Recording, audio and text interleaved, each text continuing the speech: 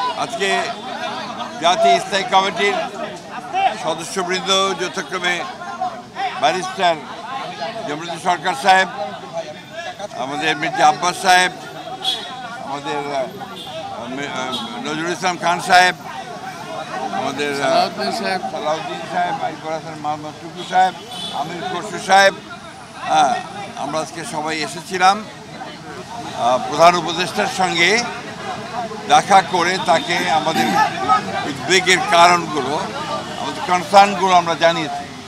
এবং প্রধান যে বিষয়টি ছিল সেটি হচ্ছে নির্বাচনের সুনির্দিষ্ট রোডম্যাপ, যেটা আমরা বেশ কিছু কাল থেকেই বলে আসছি, সেই বিষয়ে তাদের সঙ্গে আমরা কথা বলেছি।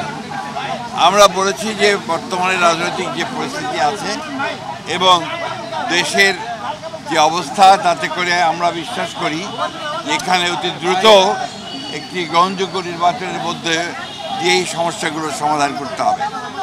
একই সঙ্গে চলমান যে সংস্কার কমিশনগুলো করা হয়েছে, উদ্যোগ নেওয়া হয়েছে সরকারের পক্ষ থেকে, আপনারা জানেন যে আমরা সেগুলোতে সম্পূর্ণভাবে সহযোগিতা করছি।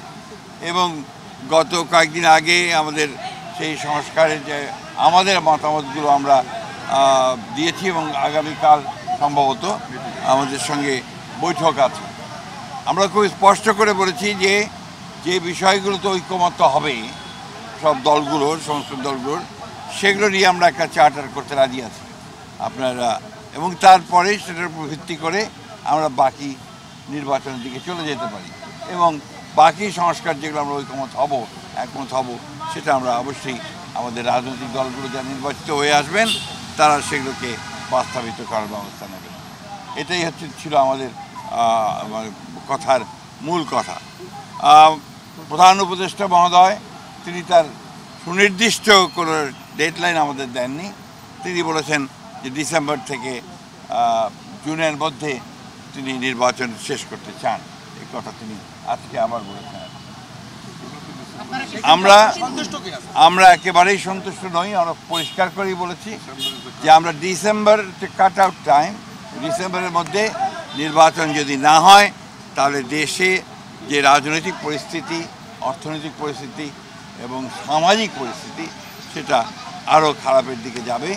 সেটা তখন নিয়ন্ত্রণ করা বেশ কঠিন হবে। আপনাদের অবস্থান কি হবে স্যার? আপনারা যে বলছিলেন, বারবার বলছিলেন যে আপনারা ডিসেম্বরের মধ্যে নির্বাচন চান। মাননীয় প্রধান উপদেষ্টা আজকে আপনি যেটা বললেন যে আপনাদেরকে সুনির্দিষ্ট কিছু বলেননি, তো আপনারা সন্তুষ্ট না, আপনাদের অবস্থানটা কি হবে? আমরা আবার আপনাদের সামনে আসবো, আলোচনা করে দলের সঙ্গে, দলের অন্যান্য মিত্র দল আছে তাদের সঙ্গে আলোচনা করে তখন আবার আপনাদের সামনে আমরা